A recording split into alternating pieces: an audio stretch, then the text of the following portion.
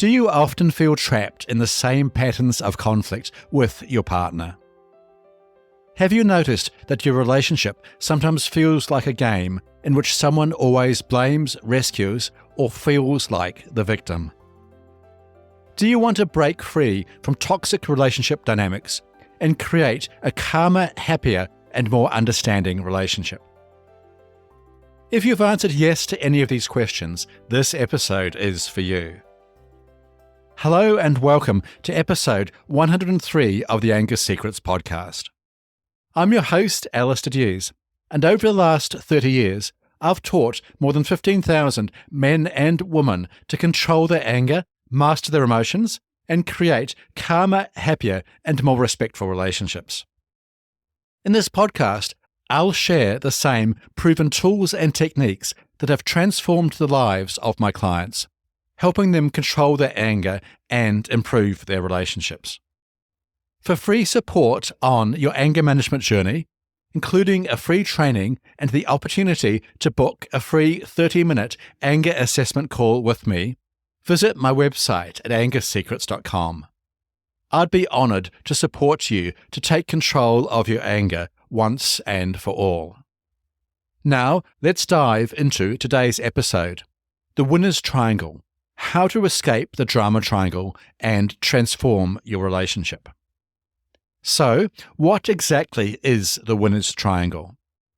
The Winner's Triangle is a model developed by Australian psychologist AC Choi as a healthier, more positive alternative to the drama triangle.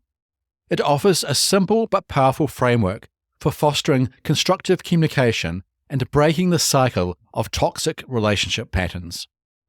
In many ways, the Winner's Triangle is the antidote to the drama triangle, which you learned about in episode 102 of this podcast.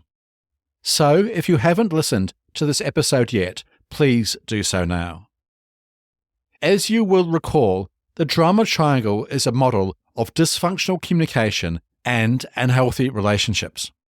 It consists of three roles: the victim, the persecutor, and the rescuer.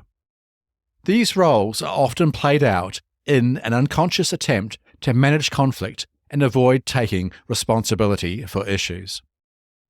Like the drama triangle, the Winner's Triangle consists of three roles.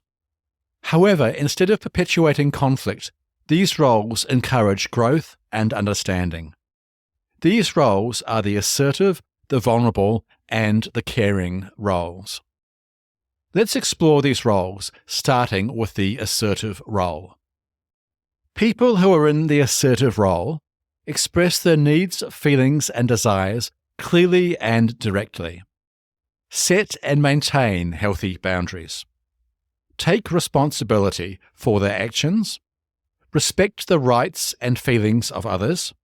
And focus on solutions rather than blaming or criticizing others. The assertive role is the opposite of the persecutor role in the drama triangle. While the persecutor attacks or blames, an assertive individual communicates openly and respectfully. This shift from aggression to assertiveness allows for healthier, more productive conversations. Now, let's dive into the vulnerable role. People who embrace the vulnerable role share their feelings, fears, and insecurities openly. Take responsibility for their emotions and experiences. Seek support and understanding without playing the victim. Are open to feedback and personal growth. And recognize their power to make choices and create change. The vulnerable role is the opposite of the victim role in the drama triangle. Instead of seeking approval or sympathy, the vulnerable individual expresses their true feelings, needs, and concerns. This openness invites deeper connection and fosters healthier, more honest relationships. Finally, let's explore the caring role. People who are in the caring role offer support and encouragement, listen actively and empathetically, respect others' autonomy and choices, provide help without being overbearing or controlling, and empathize without taking over the situation. The caring role contrasts to the rescuer role in the drama triangle. Instead of trying to fix or control the situation, a caring individual offers genuine support while respecting the other person's autonomy. This creates a balanced dynamic where emotional support is given without the need to manipulate or take charge. So, how can you apply the winner's triangle to your relationship? To apply the winner's triangle in your relationship, the first step is to recognize when you're slipping into one of the drama triangle roles. Once you've identified this, consciously shift into the corresponding role in the winner's triangle. For example, if you catch yourself in the persecutor role, perhaps by blaming or criticizing your partner, switch to the assertive role. This means expressing your feelings and needs clearly and directly, but in a way that respects your partner's rights and feelings. Instead of putting your partner down, for instance, communicate openly with your partner your wants or needs without aggression. Or, if you notice that you've fallen into the victim role, perhaps by playing the victim or seeking pity, remind yourself to embrace vulnerability. Take responsibility for your emotions and share your feelings, fears, and insecurities with your partner, without expecting them to solve your problems. Vulnerability invites connection and understanding, but it also empowers you to own your experiences. Finally, if you find yourself in the rescuer role, perhaps by trying to fix or control a situation, switch into the caring role. Offer emotional support without being overbearing or taking over. Listen actively, empathize with your partner's feelings, and respect their ability to make their own decisions. Now, let's look at a simple example of using the winner's triangle to break free from toxic relationship dynamics. Let's imagine you come home after a long day at work, only to find that your partner has forgotten to do the grocery shopping, leaving you without any dinner options. In the drama triangle, you might slip into the persecutor role, blaming your partner for their oversight. You may say something like, "I can't believe you forgot to go grocery shopping. You're so irresponsible. What am I supposed to do for dinner?" This kind of statement will likely trigger conflict or escalate into a full-blown argument, with your partner possibly taking on the victim or rescuer role. It's a classic setup for drama.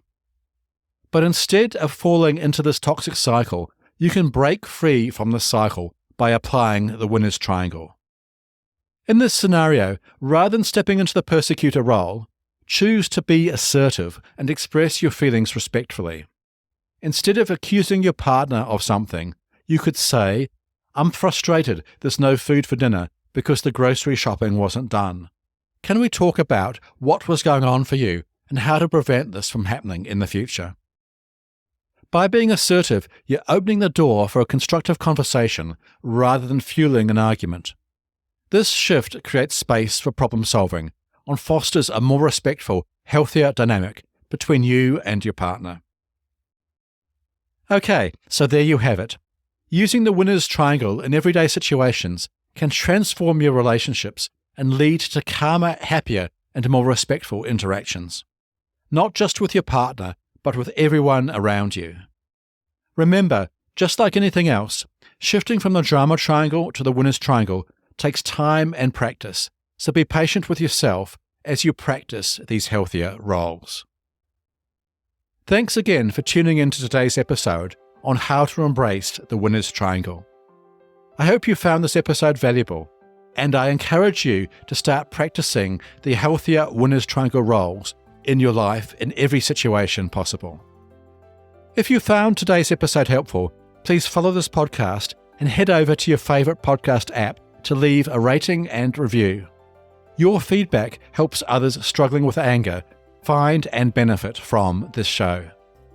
Remember too, for free support on your anger management journey, including a free training and the opportunity to book a free 30-minute anger assessment call with me, visit my website at angersecrets.com.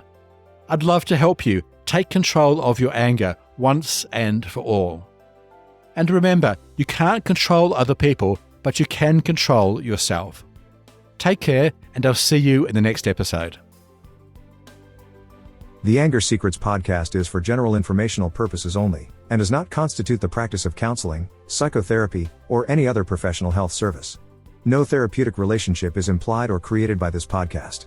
If you have mental health concerns of any type, please seek out the help of a local mental health professional.